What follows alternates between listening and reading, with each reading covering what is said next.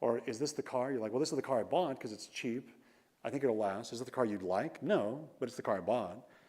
We'd say, right. So if you start thinking, well, my car sales are going up, people must like my cars. Like, as a college student, I had a very different car than I have now.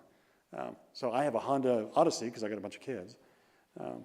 That's not my dream car, but on the other hand, it's my useful car.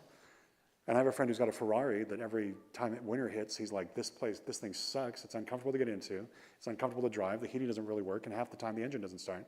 He's like, but when I drive around, everyone stares at me, and I love that. I'm like, you gotta do what you do.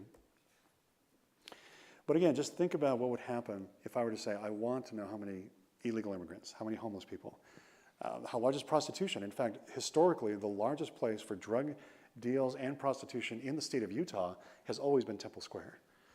And if you just look at the police reports and things like that. So when I moved to Utah, I'm looking at, okay, where are the big crime things?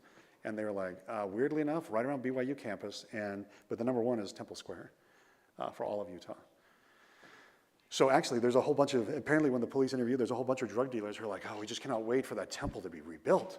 And it's like, why do you care? And they're like, because our customers just can't get here. There's not as much, area. Now that the wall's down, because they took out the wall that was surrounding Temple Square, they're like, we're gonna have a lot more passageway so we can do our, all the things we want to do. And I was like, okay, that's an interesting group that wants, the temple to finish up and, get new things and whatnot. But again, the police need to know this, and groups who want to help those groups to say, hey, how do we deal with, drug addictions and things they want to also help out. Anyway, but these, I teach a whole course on things like this. But it's complicated. But one thing, again, if someone comes to you with data and says, ran a study, if someone says, oh, and again, especially right now with politics, someone says, oh, my poll says Trump is going to win. My poll says Harris is going to win.